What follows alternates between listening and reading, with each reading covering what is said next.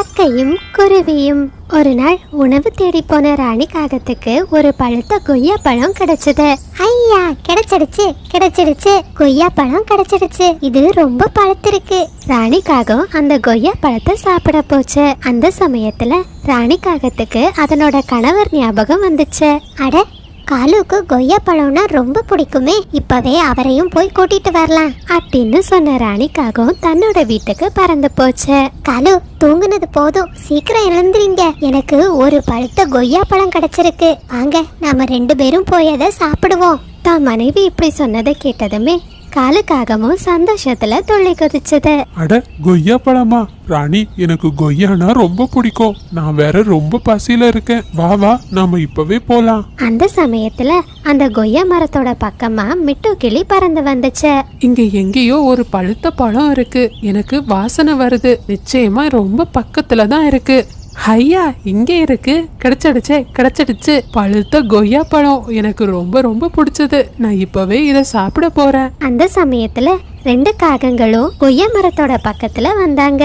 ஹே மிட்டு, இங்க என்ன பண்ணிக்கிட்டு இருக்க? இந்த கொய்யா பழத்தை நான் தான் முதல்ல பார்த்தேன். இது எனக்கு தான் சொந்தம். ஓஹோ, அப்படியா ராணி? இந்த கொய்யா பழம் பூவா இருக்கும் போதே நான் இத பாத்திருக்கேன். அதனால இந்த கொய்யா பழம் எனக்கு தான் சொந்தம். ஹே மிட்டு, என்ன நீ இப்போ இங்க இருந்து போகல?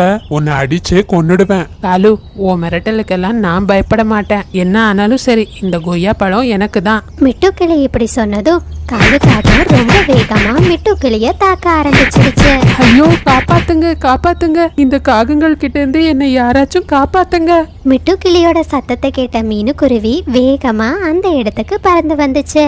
காலு, ராணி, மிட்டுவை விட்டுருங்க, இப்படி போட்டு அடிக்காதீங்க. ஆனா காலுக்காகமும் மிட்டு கிளியோட ரெக்கைய உடைச்சிடுச்சு. மிட்டு, இப்ப என்ன பத்தி உனக்கு புரிஞ்சுதா? இனிமே எங்க கிட்ட வச்சுக்காத. காலு, இந்த கிளிக்கிட்ட என்ன பேச்சு? இப்போ இந்த கொய்யா நமக்கு தான் சொந்தம். வாங்க, நம்ம வீட்டுக்கு போய் சாப்பிடலாம் அப்படின்னு சொன்ன காகங்கள் அந்த கொய்யா பழத்தை எடுத்துக்கிட்டு தங்களோட வீட்டுக்கு பறந்து போனாங்க. மிட்டு, உனக்கு ஒன்னும் ஆகாது, பயப்படாத. நான் இப்பவே டாக்டரை கூட்டிட்டு வரேன் அப்படின்னு சொன்ன மீனுக்குருவி ரொம்ப வேகமா டாக்டரை கூப்பிடுறதுக்காக பறந்து போச்சு. ரோசி டாக்டர், சீக்கிரம் வாங்க. காகங்கள் மிட்டு கிளிய அடிச்சுட்டாங்க. அதனோட ரெக்கைகள்ல இருந்து ரத்தம் சொட்டிக்கிட்டே இருக்கு. மீனு, நான் இப்பவே என்னோட பொருட்களை எடுத்துட்டு வரேன். ரோசி டாக்டரும் மிட்டு கிளியோட காயங்களுக்கு கட்டு போட்டாங்க.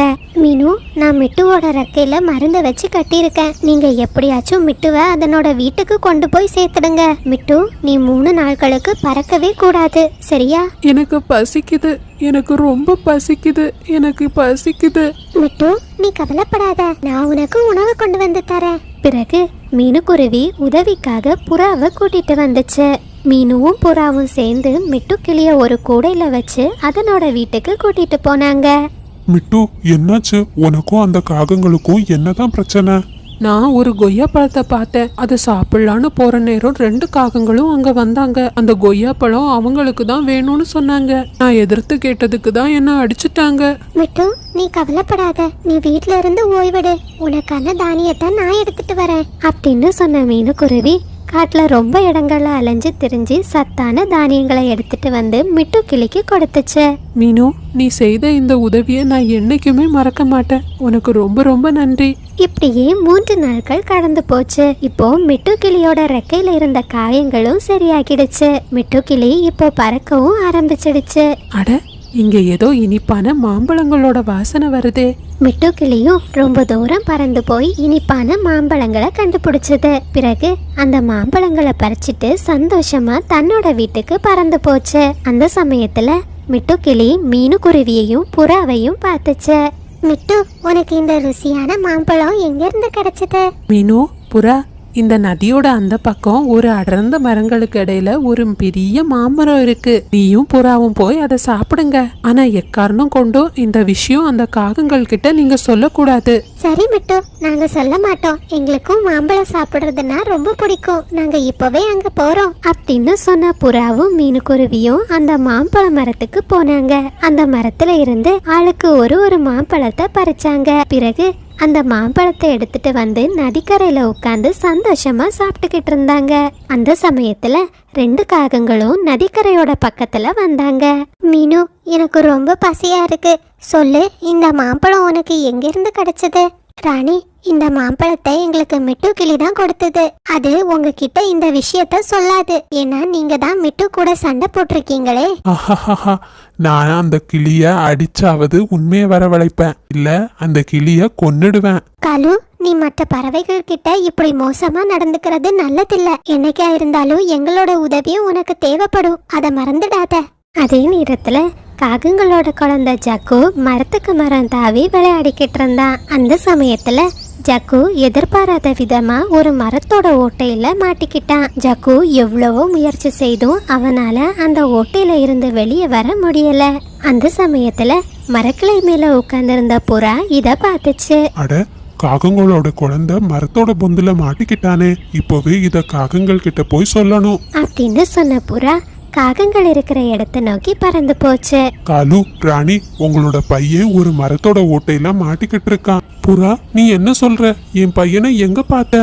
நாவல் மரத்தோட அடிவாரத்துல தான் ஒரு காஞ்ச மரம் கிடக்கு. அந்த மரத்தோட ஓட்டையில தான் ஜக்கு மாட்டி இருக்கான். இப்பவே அங்க போங்க. உடனே காகங்களும் ரொம்ப வேகமா தான் மகன் இருந்த இடத்துக்கு பறந்து போனாங்க. ஓட்டைக்குள்ள தான் மகனை பார்த்ததும் 2 காகங்களும் ரொம்ப பயந்துட்டாங்க. மகனே ஜக்கு, நீ கவலைப்படாத, அப்பா கையால உன்னை எப்படியாச்சும் வெளியே எடுத்துருவேன் அப்படின்னு சொன்ன காகம் தன்னோட கைய அந்த பொந்துக்குள்ள போட்டு ஜக்குவை வெளியே எடுக்க முயற்சி செய்தது. ஆனா காகங்களால ஜக்குவை வெளியே எடுக்கவே முடியல. ஜக்கு, நீ கவலைப்படாத, அம்மா எப்படியாச்சும் இந்த மரக்குச்சியை வச்சு உன்னை வெளியே எடுத்துருவேன். இந்த குச்சியை இறுக்கமா கடிச்சுக்கோ அப்படின்னு சொன்ன ராணிக்காகவும் ஒரு மரக்குச்சியை எடுத்து ஜக்குவை அந்த ஓட்டைக்குள்ள இருந்து வெளியே எடுக்க முயற்சி செய்தது. இந்த மாதிரி காகங்களோட ஒவ்வொரு முயற்சியும் தொடர்ந்து தோல்வி அடைஞ்சுக்கிட்டே இருந்துச்சு. அந்த சமயத்துல மீனுக்குருவியும் புறாவும் அந்த இடத்துக்கு வந்தாங்க. ஜக்கு, நீ எப்படி இந்த ஓட்டைக்குள்ள மாட்டிக்கிட்ட? ஆண்டி, நான் விளையாட்டுத்தனமா இந்த ஓட்டைக்குள்ள வந்தேன். ஆனா இப்போ என்னால வெளியே வரவே முடியல. எனக்கு ரொம்ப பயமா இருக்கு ஆண்டி. தயவு செஞ்சு என்ன வெளியே எடுத்துருங்க. மீனு, தயவு செஞ்சு நீ எனக்கு ஏதாச்சும் யோசனை சொல்லு. எப்படியாச்சும் என் பையனை இந்த ஓட்டையில இருந்து வெளியே எடுத்துடணும். ராணி, கவலைப்படாத, உன் பையனுக்கு எதுவும் ஆகாது. நீ இப்பவே போய் மரம் வெட்டுற குருவி கிட்ட இருந்து கோடாரி வாங்கிட்டு வா. ராணிக்காகமும் உடனே ரொம்ப வேகமா மரம் வெட்டுற குருவிய பார்க்க போச்சு. ஆந்தே, சீக்கிரம் உன்கிட்ட இருக்கிற கோடாரியை எடுத்துக்கிட்டு வா. என் பையன் மரத்தோட பொந்துல மாட்டிக்கிட்டு இருக்கான். அவனை எப்படியாச்சும் வெளியே எடுத்தாகணும். ஏ காகமே, இப்போ எந்த முகத்தை வச்சு என்ன நீ பார்க்க வந்த? ஒரு சமயம் நீ வீடு கட்டுறதுக்காக நான் விறகு கட்டைகளை தரலன்னு என்னோட கோடாரியை எடுத்து நீ ஆற்றுல வீசினியே, அதை நான் என்னைக்கும் மறக்க மாட்டேன். போ இங்க இருந்து. உடனே ராணிக்காக எதுவுமே பேச முடியாம அங்கிருந்து பறந்து போயிடுச்சு. ராணி, என்னாச்சு? அந்த குருவி கோடாரிய தந்துச்சா? இல்ல காலு, அந்த குருவி கிட்டையும் நாம சண்டை போட்டிருக்கோம். அது அந்த காரணத்தை சொல்லி எனக்கு எந்த கோடாரியும் தரல. அப்பா, எனக்கு ரொம்ப பயமா இருக்குப்பா. தயவு செஞ்சு என்ன வெளியே எடுத்துடுங்க. எனக்கு மூச்சு விடவே கஷ்டமா இருக்குப்பா. என்ன வெளியே எடுத்துடுங்கப்பா அப்படின்னு சொன்ன ஜக்கு தன்னால முடிஞ்ச வர அந்த ஓட்டையில இருந்து வெளியே வர முயற்சி செய்தான். வேற வழியே இல்ல, ஒரே ஒரு பறவையால தான் ஜக்குவை காப்பாத்த முடியும் அப்படின்னு சொன்ன மீனுக்குருவி ரொம்ப வேகமா போய் மிட்டு கிளிய கூட்டிட்டு வந்துச்சு. மீனு, முடியவே முடியாது. என்னால எந்த காரணத்திலையும் இந்த காகங்களுக்கு உதவி செய்ய முடியாது. மிட்டு, நீ இப்படி சொல்லக்கூடாது. ஜக்குவுக்காகவாவது நீ இந்த உதவியை செய்தே ஆகணும். மிட்டு கிளி தன்னோட அழகால அந்த மரத்தோட ஓட்டைய மேலும் மேலும் கொத்த ஆரம்பிச்சது. மிட்டு கிளியோட அழகு ரொம்ப வலிமையா இருந்ததுனால அது ரொம்ப கஷ்டப்பட்டு அந்த மரத்தோட ஓட்டைய பெருசாக்கிடுச்சு. காகங்களே, இப்போ உங்க குழந்தைய வெளியே எடுத்துக்கோங்க அப்படின்னு சொன்ன மிட்டு கிளி அங்கிருந்து பறந்து போயிடுச்சு. கொஞ்ச நேரத்திலேயே குழந்தை ஜக்கு பழைய நிலைமைக்கு வந்துட்டான். இதனால 2 காகங்களும் ரொம்ப சந்தோஷப்பட்டாங்க. காலு, ராணி, இப்பவாச்சும் உங்களுக்கு புரியுதா? நாம ஒவ்வொருத்தருக்கும் ஒவ்வொரு விதத்துல எல்லாரும் தேவைப்படுறோம். நீங்க மட்டும்தான் பலசாலின்னு நினைக்காதீங்க. மீனு, இப்ப எனக்கு ரொம்ப நல்லா புரியுது. இனிமே காட்டுல இருக்கிற எந்த பறவைகளையும் நான் காயப்படுத்த மாட்டேன் அப்படின்னு சொன்ன காலுக்காக அன்னையிலிருந்து திருந்தி வாழ ஆரம்பிச்சது. பிறகு எல்லா பறவைகளும் அவங்கவங்க வீட்டுக்கு பறந்து போனாங்க. குருவியின் வீடு. ஒரு சமயம் நாம்பூர் காட்டுல அதிக மின்னலோட பலத்த மழை பெய்தது. அந்த காட்டுல அதிகமான வெள்ளப்பெருக்கு ஏற்பட்டதுனால பறவைகளோட வீடு எல்லாம் அந்த வெள்ளத்திலேயே அடிச்சிட்டு போயிடுச்சு. மரங்களும் பாதி அளவு தண்ணீரால நிரம்பிடுச்சு. இதனால அந்த காட்டுல வாழ்ந்த பறவைகள் எல்லாம் தங்களோட உயிரை காப்பாத்திக்கிறதுக்காக மரத்தோட உச்சியில போய் இருந்தாங்க. மறுநாள் காலையில வந்துச்சு. ஒரு வழியா காட்டுல மழையும் நின்னுச்சு. நின்னதுனால எல்லா பறவைகளும் ரொம்ப நிம்மதியானாங்க. மழை தான் நின்னுச்சு, ஆனா நம்மளோட வீடு எல்லாம் வெள்ளத்திலேயே போயிடுச்சு. இனிமே நாம எங்க இருக்கிறது? ஒவ்வொரு வருஷமும் மழைக்காலத்துல நாம ஆசாசியா கட்டின வீடை இழந்துடுறோம். பேசாம இந்த காட்டை விட்டுட்டு வேற ஏதாவது காட்டுக்கு போயிடலான்னு நினைக்கிறேன். புராண, நீங்க அப்படி போனீங்கன்னா என்னையும் கூப்பிட்டுருங்க. எனக்கு இந்த காட்டுல இருக்கவே பிடிக்கல. நம்ம எல்லாரும் வேறு காட்டுக்கே போயிடுவோம் அப்படின்னு பறவைகள் ஒருத்தருக்கொருத்தர் பேசிக்கிட்டு இருந்தாங்க. பறவைகள் பேசினதெல்லாம் கேட்டபடியே அந்த பக்கமா வனதேவதை வந்தாங்க. குருவிகளே, நீங்க கவலைப்படாதீங்க. உங்க சிரமம் எனக்கும் புரியுது. நிச்சயமா என்னால உங்களுக்கு உதவி செய்ய முடியும். வனதேவதையே, அப்படின்னா நீங்க எங்களுக்கு வீடு கட்டி தர போறீங்களா? ஆமா குருவிகளே, உங்களுக்கு மழையில நனையாதபடி நீங்க இழந்த வீட்டை புதுப்பிச்சு அப்படியே உங்களுக்கு கொடுத்துடுறேன். இல்ல வனதேவதையே, அதெல்லாம் வேண்டாம். மறுபடியும் மழை வந்தா எங்களோட வீடு அந்த மழைக்கு தாக்கு பிடிக்க முடியாம உடிஞ்சு போயிடும். எங்களுக்கு வேற ஏதாச்சும் உறுதியான வீடு வேணும். அப்படியா பறவைகளே?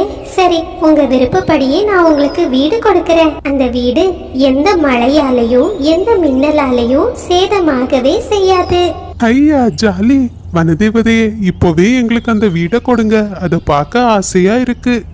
அந்த வீட்டுக்குள்ள நீங்க நிறைய உணவு வச்சீங்கன்னா ரொம்ப வசதியா இருக்கும். உங்கள் விருப்பப்படியே ஆகட்டும் பறவைகளே அப்படின்னு வனதேவதை சொன்னதுமே ஒவ்வொரு பறவைகளுக்கும் ஒரு அழகான பல வடிவிலான வீடு வர ஆரம்பிச்சது. இத பார்த்த எல்லா பறவைகளும் ரொம்ப சந்தோஷப்பட்டாங்க. பறவைகளே, இந்த வீடு எல்லாம் உங்களுக்கு தான். சந்தோஷமா உங்களோட வீட்டுல போய் உட்கார்ந்துக்கோங்க அப்படின்னு வனதேவதை சொன்னதுமே ஒவ்வொரு குருவிகளும் ஒரு வீட்டை தனக்கு சொந்தமாக்கிக்கிட்டாங்க. மீனுக்குருவி ஆப்பிள் வீட்டை எடுத்துச்சு. புறா மாம்பழம் வீட்டை எடுத்துச்சு. கிளி ஸ்ட்ராபெரி வீட்டை எடுத்துச்சு. காலுவும் ராணியும் பூசணி வீட்டை எடுத்துக்கிட்டாங்க. ஒவ்வொரு குருவிகளோட வீட்லயும் தேவதை நிறைய உணவு பொருட்களை வச்சாங்க. இதனால எல்லா குருவிகளும் ரொம்ப சந்தோஷமா இருந்தாங்க.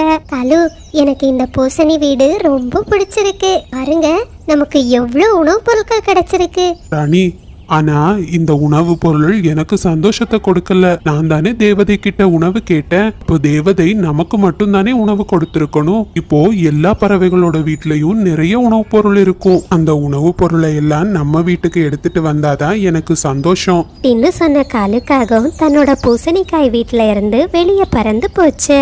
மீனு, உன்னோட நண்பன் புறா ஆற்றங்கரையில தண்ணீர் குடிக்க போன இடத்துல மயங்கி கிடக்குறான். பேச்சு மூச்சு இல்லாம இருக்கான். நான் எவ்வளவோ எழுப்பி பார்த்தேன். என்ன காலுவனா, உண்மையாகவா சொல்றீங்க? நான் இப்பவே போய் பாக்குறேன் அப்படின்னு சொன்ன மீனுக்குருவி புறாவை பாக்குறதுக்காக அங்கிருந்து பறந்து போச்சு. அந்த சமயத்தை பயன்படுத்திக்கிட்ட காலுக்காகவும் மீனுவோட வீட்டுல இருந்த எல்லா சாப்பாட்டையும் எடுத்துக்கிட்டு தன்னோட வீட்டுக்கு பறந்து போச்சு.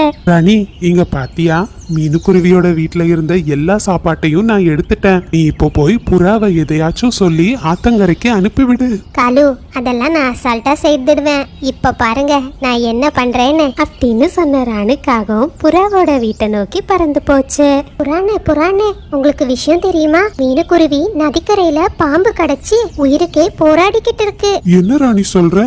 நம்ம காட்டுல எப்படி பாம்பு வந்துச்சு? அது எனக்கு தெரியலன்னு. பெரிய பாம்பா. மீனுக்குருவி உயிர் பிழைக்கிறதே கஷ்டம்னு சொல்றாங்க அப்படின்னு ராணிக்காக சொன்னதுமே புறாவும் மீனுவோட உயிரை காப்பாத்துறதுக்காக நதிக்கரையை நோக்கி பறந்து போச்சு.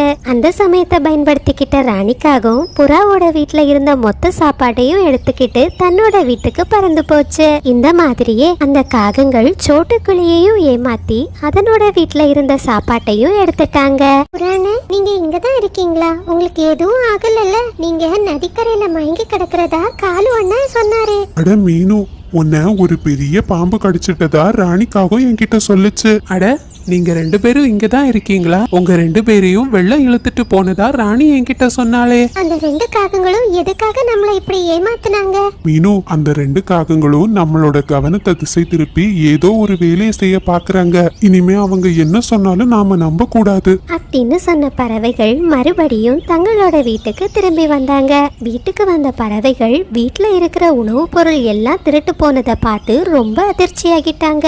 ஐயோ மீனு, புறா, என்னோட வீட்ல இருந்த எல்லா சாப்பாடும் திருடு போயிடுச்சு. விட்டு, உன் வீட்ல மட்டும் இல்ல, எங்க 2 பேர் வீட்ல இருக்கிற சாப்பாட்டையும் திருடிட்டாங்க. நிச்சயமா இது காலு ராணியோட வேலையா தான் இருக்கணும். ஆமா மீனு, நீ சரியா சொல்ற. கண்டிப்பா இது அவங்க தான் செய்திருக்கணும். அந்த 2 காகங்களையும் நாம இப்படியே விட்டா சரிப்படாது. அவங்களுக்கு நாம ஒரு சரியான பாடத்தை கத்து கொடுக்கணும் அப்படின்னு பேசிக்கிட்டே பறவைகள் எல்லாரும் தங்களுக்குள்ள ஒரு திட்டத்தை போட்டாங்க. தங்களோட திட்டப்படியே அந்த 2 காகங்களையும் ஒரு மரத்துல கட்டி வச்சாங்க. ஏ குருவிகளா, என்ன பண்றீங்க? ஒழுங்கா எங்களை இந்த மரத்துல இருந்து விடுவிச்சிடுங்க. ஏ காகங்களா, ஒழுங்கு மரியாதையா சாப்பாட்டை எல்லாம் எங்க ஒளிச்சு வச்சிருக்கீங்கன்னு சொல்லுங்க. ஹே மீனு, அதெல்லாம் எங்களால தர முடியாது. ஆளுதான் உணவு கேட்டாரு. அதனால எங்களுக்கு வீடும் சொந்தம், உணவுப் பொருட்களும் சொந்தம். நண்பர்களே, இது சரிப்பட்டு வராது. அலுவூர் ராணியும் திருந்துறது வர சாப்பாடு இல்லாம இந்த மரத்திலேயே இருக்கட்டும் அப்படின்னு பறவைகள் சொன்னதுமே காலுவும் ராணியும் வேறு வழி இல்லாம சாப்பாட்டை திருப்பி தரோன்னு ஒத்துக்கிட்டாங்க. காகங்கள் சொன்னபடியே பறவைகள் கிட்ட இருந்து எடுத்த சாப்பாட்டை மறுபடியும் அவங்க கிட்டயே கொடுத்துட்டாங்க. 3 நண்பர்களின் மரங்கள். ஒரு அழகான காட்டுல மீனுங்கிற ஒரு குருவி, ராணிங்கிற ஒரு காகம், மிட்டுங்கிற ஒரு கிளி 3 பேரும் நல்ல நண்பர்களா வாழ்ந்து வந்தாங்க. அந்த 3 பறவைகளுக்கும் சொந்தம்னு சொல்லிக்கிற யாருமே இல்ல. அதனால 3 பேரும் ஒரு சின்ன வீட்டுல தனியா வசிச்சு வந்தாங்க. தினமும் சாயங்காலம் அவங்க இறை தேடி கொண்டு வர உணவை 3 நண்பர்களும் பகிர்ந்து சாப்பிடுவாங்க. அப்புறமா அதே வீட்டுல படுத்து தூங்கிடுவாங்க. இப்படியே அந்த 3 பறவைகளோட வாழ்க்கையும் ரொம்ப சந்தோஷமா கழிஞ்சுக்கிட்டு இருந்துச்சு. ஒரு நாள் காலையில வழக்கம் போல பறவைகள் இறை தேட போகிறதுக்காக தங்களுக்குள்ள இப்படி பேசிக்கிட்டாங்க. நம்ம காட்டுல இப்ப உணவு அதிகமா கிடைக்கிறதே இல்ல. கொண்டு வர உணவு நம்ம 3 பேருக்குமே பத்த மாட்டேங்குது. நாம ஏன் வேற காட்டுல உணவு தேடி பார்க்க கூடாது? ஆமா மீனு, எனக்கும் ராணி சொல்றதுதான் சரின்னு படுது. நாம 3 பேரும் இன்னைக்கு வேற காட்டுக்கு போய் உணவு தேடுவோமா? அப்படின்னா சரி நண்பர்களே. ஆனா 3 பேரும் சேர்ந்து போறதை விட பிரிஞ்சு ஒவ்வொரு திசையில போனா அதிக உணவு கிடைக்க வாய்ப்பு இருக்கு. ராணி, நீ வடக்கு திசை பக்கமா போ. இட்டு, நீ தெற்கு திசை பக்கமா போ. நான் கிழக்கு திசை பக்கமா போறேன். சாயந்தரத்துக்குள்ள எல்லாரும் நம்ம வீட்டுல வந்து சேர்ந்துடுவோம். அப்படி பேசிக்கிட்ட நண்பர்கள் ஒவ்வொரு திசையை நோக்கி இறை தேடி பறந்து போனாங்க. ரொம்ப நேரமா உணவு தேடின மீனுக்குருவியோட கண்களுக்கு ஒரு காய்ந்த மரம் தென்பட்டது. அதுல ஒரே ஒரு மாதுளை தொங்கிக்கிட்டு இருந்துச்சு. இத பார்த்த மீனுக்குருவி ரொம்ப சந்தோஷப்பட்டுச்சு. மீனுக்குருவி அந்த மாதுளம்பழத்தை பறிச்சு கீழே போட்டதுமே அந்த காய்ந்த மரத்துல இருந்து புகை வர ஆரம்பிச்சிருச்சு. கொஞ்ச நேரத்திலேயே அதுல இருந்து ஒரு அழகான தேவதை வெளிவந்தாங்க. உனக்கு ரொம்ப நன்றி சின்ன குருவி. உன்னாலதான் நான் இப்போ என்னோட சாபத்துல இருந்து விடுதலை பெற்றேன். யார் உங்களுக்கு சாபம் கொடுத்தாங்க? நீங்க என்ன தப்பு பண்ணீங்க? நான் மேலோகத்து தேவதை. என்னுடைய கர்வத்தால் நிறைய உயிரினங்களை காயப்படுத்தி இருக்கிறேன். இதை பார்த்த முனிவர் எனக்கு மரமாக நிற்க வேண்டும் என்ற சாபத்தை கொடுத்துள்ளார். என்னை சாபத்திலிருந்து விடுவித்த உனக்கு நான் நிச்சயம் ஏதாவது கொடுத்தாக வேண்டும். கேள், உனக்கு என்ன வேண்டும்? எனக்கு என்ன கிடைச்சாலும் அது என்னோட 3 நண்பர்கள் கூட தான் நான் பகிர்ந்துப்பேன். எங்க காட்டுல வேற இப்ப உணவுக்கு கொஞ்சம் பஞ்சமா இருக்கு. அதனால எனக்கு 3 மர விதைகள் தாங்க. இதுதான் உன் விருப்பமா? உன்னை போன்றே உன் எண்ணங்களும் மிகவும் அழகாக இருக்கிறது பறவையே அப்படின்னு சொன்ன தேவதையும் மீனுக்குருவி கேட்டபடியே 3 மந்திர விதைகளை மீனுக்குருவிக்கு கொடுத்தாங்க. இதோ எடுத்துக்கொள் பறவையே, நீ கேட்டபடியே 3 விதைகளை உனக்கு கொடுத்து விட்டேன். இப்போது நான் மேலுலகத்துக்கு செல்ல வேண்டும் அப்படின்னு சொன்ன தேவதை கொஞ்ச நேரத்திலேயே அங்கிருந்து மறைஞ்சிட்டாங்க. தேவதைக்கு நன்றி சொன்ன மீனுக்குருவி அந்த மாதுளை பழத்தையும் 3 விதைகளையும் எடுத்துக்கிட்டு ரொம்ப சந்தோஷமா தன்னோட வீட்டை நோக்கி போச்சு. சாயந்தர நேரம் ஆனதுமே மற்ற நண்பர்களும் தங்களுக்கு கிடைச்ச உணவை எடுத்துக்கிட்டு வீட்டுக்கு வந்தாங்க. எனக்கு இன்னைக்கு மாம்பழம் கிடைச்சிருக்கு. என்ன மீனு, நீ மாதுளை பழம் கூட 3 விதைகளையும் எடுத்துட்டு வந்திருக்க? இந்த விதைகளை சாப்பிடலாமா? ருசியா இருக்குமா? ஐயோ மிட்டு, இந்த விதைகளை சாப்பிடக்கூடாது. இது மந்திர விதைகள். இத மண்ணுல விதைச்சா இது நமக்கு நிறைய கனிகளை தரும். இந்த விதைகளை எனக்கு ஒரு தேவதை தான் கொடுத்தாங்க. ஐயோ மீனு, தப்பு பண்ணிட்டியே. நீ தேவதைட்ட மந்திர விதைகளை கேட்டதுக்கு பதிலா தங்கமும் வெள்ளியும் கேட்டிருக்கலாம். அது இருந்தா நம்ம சீக்கிரமா பணக்காரங்களா மாறி இருப்போம்ல. அதை விட நமக்கு ரொம்ப அத்தியாவசியமா தேவைப்படுறது சாப்பாடும் மரங்களும் தான் ராணி. அதுதான் ரொம்ப முக்கியம் அப்படின்னு பேசிக்கிட்டே 3 நண்பர்களும் அவங்க எடுத்துட்டு வந்த பழங்களை பகிர்ந்து சாப்பிட்டாங்க. சாப்பிட்டு முடிச்சதுமே 3 நண்பர்களும் ஆளுக்கு ஒரு விதையை எடுத்து அதை மண்ணுல நட்டு வச்சாங்க. அப்படியே ராத்திரி நேரமும் ஆச்சு. 3 நண்பர்களும் ரொம்ப அயர்ந்து தூங்கிக்கிட்டு இருந்தாங்க. இளவொளி அந்த விதைகள் மேல பட்டதுமே விதைகள்ல இருந்து 3 பெரிய மரங்கள் வளர ஆரம்பிச்சது. மறுநாள் காலையில வீட்ல இருந்து வெளியே வந்த மிட்டு கிளி இத பார்த்ததுமே ரொம்ப ஆச்சரியப்பட்டுச்சு. நண்பர்களே வாங்க வாங்க, இந்த அதிசயத்தை பாருங்க, சீக்கிரம் வாங்க அப்படின்னு மிட்டு கிளி கத்துனதுமே அந்த சத்தத்தை கேட்டு மற்ற 2 நண்பர்களும் வீட்ல இருந்து வெளியே வந்தாங்க. என்ன மிட்டு, காலையிலே இப்படி கத்திக்கிட்டு இருக்க? அடியாத்தி, இது என்னது? நேத்துக்கு நட்ட விதையில இருந்து இவ்ளோ பெரிய மரங்கள் வந்திருக்கு. மீனு, எனக்கு இப்படி மரங்கள் திடீர்னு வளர்றத பார்த்தா பயமா இருக்கு. வா, நாம வேற ஏதாவது காட்டுக்கு போயிடலாம். ஐயோ நண்பர்களே, பயப்படாதீங்க. இது தேவதை கொடுத்த விதை தான். இது ஒரு மந்திர விதை. நான் நினைக்கிறேன் நாம இந்த மரங்களுக்கு இன்னைக்கு தண்ணீர் ஊட்டுனா நாளைக்கே இது கனி கொடுக்க ஆரம்பிச்சிடும். அப்படின்னா சீக்கிரம் வாங்க, உடனே இந்த மரங்களுக்கு தண்ணீர் ஊட்டுவோம். இந்த மரங்கள்ல இருந்து என்ன கனி வரும்னு தெரிஞ்சுக்கிறதுக்கு எனக்கு ரொம்ப ஆர்வமா இருக்கு. அப்படி பேசிக்கிட்ட நண்பர்கள் தண்ணீர் எடுக்கிறதுக்காக ரொம்ப வேகமா ஆற்றங்கரையை நோக்கி போனாங்க. ஆற்றங்கரையிலேருந்து எடுத்துட்டு வந்த தண்ணீரை ரொம்ப சந்தோஷமா அவங்க நட்டு வச்ச விதைகளுக்கு ஊட்டுனாங்க. அப்படியே ராத்திரி நேரம் வந்துச்சு. நிலவொளி அந்த 3 மரங்கள் மேல பட்டதுமே அந்த 3 மரங்கள்ல இருந்தும் கனிகள் வர ஆரம்பிச்சது. ராணி மற்றும் மிட்டுவோட மரங்கள்ல இருந்து தங்க மாதுளை பழம் வந்துச்சு. ஆனா மீனுக்குருவியோட மரத்துல சாதாரணமான மாதுளை பழம் விளைஞ்சது. அப்படியே மறுநாள் காலையிலயும் வந்துச்சு. ராணியும் மிட்டுவும் அவங்களோட மரத்துல தங்க மாதுளை பழம் இருப்பதை பார்த்து ரொம்ப சந்தோஷப்பட்டாங்க. ஆனா மீனுக்குருவியோ தனக்கு மட்டும் சாதாரணமான மாதுளை பழம் விளைஞ்சிருக்கிறத நினைச்சு ரொம்ப வருத்தத்துல இருந்துச்சு. அட மீனு, என்ன இது? உனக்கு மட்டும் சாதாரணமான மாதுளை பழம் விளைஞ்சிருக்கு. நான் நினைக்கிறேன் நம்மளோட மனசை பொறுத்து தான் இந்த மரங்கள் கனிகளை கொடுக்குதுன்னு. எனக்கு தங்கம் ரொம்ப பிடிக்கும், அதனால தான் எனக்கு தங்க மாதுளை விளைஞ்சிருக்கு. ஆமாமா, நீ சரியா சொன்ன ராணி. எனக்கும் தங்கம்னா ரொம்ப பிடிக்கும், அதனால தான் என்னோட மரத்திலையும் தங்கம் விளைஞ்சிருக்கு. நீனும் எப்போதுமே இயற்கை, மரங்கள், பழங்கள் தான் பேசிட்டு இருப்பா. அதனால தான் அவளுக்கு சாதாரண பழங்கள் விளைஞ்சிருக்கு. அதனால என்ன நண்பர்களே, நமக்கு என்ன கிடைச்சாலும் நாம 3 பேரும் பகிர்ந்துக்கிறது வழக்கம் தானே. நான் என்னோட மாதுளை பழங்களை உங்க கூட பகிர்ந்துப்பேன். நீங்களும் அதே மாதிரி உங்க தங்க மாதுளை பழங்களை என் கூட பகிர்ந்துப்பீங்க. அதனால எனக்கு எந்த கவலையும் இல்லை. ஆனா பேராசை கொண்ட நண்பர்களோ தங்களோட தங்க மாதுளை பழத்தை மீனுக்குருவியோட பகிர்ந்துக்கிறத விரும்பல. அவங்க மீனுக்குருவிக்கு தெரியாம மரத்துல உள்ள எல்லா பழங்களையும் கீழே பறிச்சு போட்டாங்க. எல்லா பழங்களும் கீழே விழுந்ததுமே அந்த 2 மரங்களும் ரொம்ப சின்னதாகி மண்ணுக்குள்ளேயே போயிடுச்சு. அட, அங்க பாரு ராணி, 2 மரங்களும் மறுபடியும் மண்ணுக்குள்ளேயே போயிடுச்சு. மரங்கள் போனா என்ன மிட்டு, நமக்கு தான் தங்க மாதுளை இருக்கே. வா, சீக்கிரம் மீனுக்குருவி வரதுக்குள்ள இந்த மாதுளை பழங்களை எடுத்துக்கிட்டு இங்கிருந்து போயிடலாம் அப்படின்னு பேசிக்கிட்ட நண்பர்கள் மீனுக்குருவிக்கு தெரியாம அந்த தங்க மாதுளை பழங்களை எடுத்துக்கிட்டு வேறு காட்டுக்கு பறந்து போனாங்க. மாதுளை பழங்களை விற்ற காசை வச்சு அந்த காட்டுலயே பெரிய வீட்டையும் கட்டுனாங்க. அந்த வீட்டுல ராணியும் மிட்டுவும் ரொம்ப சந்தோஷமா வாழ்ந்தாங்க. இது எல்லாத்தையும் தெரிஞ்சுக்கிட்ட மீனுக்குருவி தன்னோட நண்பர்கள் தனக்கு செய்த துரோகத்தை நினைச்சு ரொம்ப வருத்தப்பட்டு அந்த மரத்தடியில இருந்து அழுதுகிட்டு இருந்துச்சு. நான் என்னோட நண்பர்களுக்கு எவ்வளவு உதவி செய்திருப்பேன்.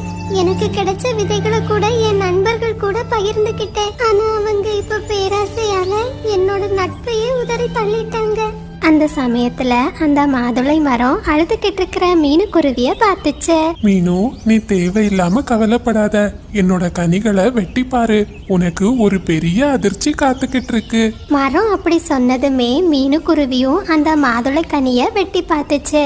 அந்த மாதுளைக்குள்ள நிறைய வைர கற்கள் இருந்துச்சு. இத பார்த்த மீனுக்குருவி ரொம்ப சந்தோஷப்பட்டுச்சு. அட மரமே, இதுக்குள்ள நிறைய வைர கற்கள் இருக்கு, எனக்கு ரொம்ப சந்தோஷமா இருக்கு. இது எல்லாம் உனக்குத்தான் மீனு, எடுத்துக்கொள். இதை வைத்து உன் விருப்பம் போல சந்தோஷமாக உன் வாழ்க்கையை வாழ்ந்து கொள் அப்படின்னு மரம் சொன்னதுமே மீனுக்குருவி அந்த வைர கற்களை வச்சு அந்த மரத்தோட பக்கத்திலேயே ஒரு பெரிய வீட்டையும் கட்டுச்சு. இந்த விஷயத்த எப்படியோ அந்த 2 நண்பர்களும் தெரிஞ்சுக்கிட்டாங்க. ராணி, உனக்கு விஷயம் தெரியுமா? மீனுவோட மரத்துல வைர கற்கள் விளையுது. நாம அன்னைக்கே நம்மளோட தங்க மாதுளைய மீனுக்குருவி கூட பகிர்ந்துக்கிட்டா இன்னைக்கு நமக்கு அந்த வைர கற்கள் கிடைச்சிருக்கும். அட, அதனால என்ன மிட்டு, இப்ப கூட ஒன்னும் இல்ல. ராத்திரியோட ராத்திரியா மீனுக்குருவியோட வீட்டுக்கு போய் அந்த மாதுளை பழங்களை நாம பறிச்சிட்டு வரலாம் அப்படின்னு திட்டம் போட்ட நண்பர்கள் ராத்திரி நேரம் ஆனதுமே மெதுவா மீனுக்குருவியோட வீட்டுக்கு வந்தாங்க. மிட்டு, நான் மெதுவா ஒவ்வொரு பழங்களா பறிச்சு கீழே போடுறேன், நீ சத்தமே இல்லாம இத கூடையில எடுத்து வச்சுக்கோ அப்படின்னு ராணிக்காகம் பேசிக்கிட்டு இருந்த சமயம் அந்த மரம் ராணிக்காகத்தை பார்த்துச்சு. பேராசை பிடித்த பறவைகளே, உங்கள் தவறுக்கான தண்டனையை அனுபவித்தே தீர வேண்டும் அப்படின்னு சொன்ன மரம் தன்னோட கடைகள்ல அந்த 2 பறவைகளையும் பிடிச்சு ஒரு குச்சியால ரொம்ப வேகமா அடிச்சுது. வலிக்குது வலிக்குது, விட்டுருங்க விட்டுருங்க, நாங்க இங்க இருந்து ஓடிடுறோம், விட்டுருங்க. தன்னோட நண்பர்களோட சத்தத்தை கேட்டதுமே மீனுக்குருவி அந்த வீட்டுல இருந்து வெளியே வந்துச்சு. மீனு மீனு, இந்த மரத்தை நிறுத்த சொல்லு, தயவு செஞ்சு நிறுத்த சொல்லு, நாங்க இங்க இருந்து போயிடுறோம். அவங்கள விட்டுற மரமே, அவங்க தான் அவங்க தப்ப உணர்ந்துட்டாங்களே, எங்களை மன்னிச்சிடு மீனு. பேராசையால ரொம்ப அதிக தப்பு பண்ணிட்டோம். இனிமே நாம எல்லாரும் சேர்ந்து இந்த வீட்லயே சந்தோஷமா இருக்கலாம். ஆமா மீனு, நீ என்னையும் மன்னிச்சிடு. பழையபடி நாம எல்லாருமே ஒற்றுமையா இதே வீட்ல வாழலாம். அது மட்டும் என்னால் முடியாது. இனிமேல் எக்காரணம் கொண்டும் என்னோட வீட்டுல உங்களுக்கு இடம் கொடுக்க மாட்டேன். பறவைகளே, நீங்கள் இருவரும் அளவுக்கு அதிகமான பேராசை கொண்டதால் அந்த தங்க மாதுளையிலிருந்து நீங்கள் பெற்ற செல்வங்கள் அனைத்தும் இன்று முதல் காணாமல் போய்விடும். மறுநாள்ல இருந்து அந்த மரம் சொன்னபடியே அந்த 2 பறவைகளோட செல்வங்களும் மாயமா மறைஞ்சு போச்சு. மறுபடியும் அவங்க ஏழ்மையான வாழ்க்கைக்கே திரும்பிட்டாங்க. அவங்களோட பேராசைய நினைச்சு அந்த 2 பறவைகளும் ரொம்ப வருத்தப்பட்டாங்க. ஆனா மீனுக்குருவியோ அந்த வீட்ல ரொம்ப சந்தோஷமா வாழ்ந்து வந்துச்சு.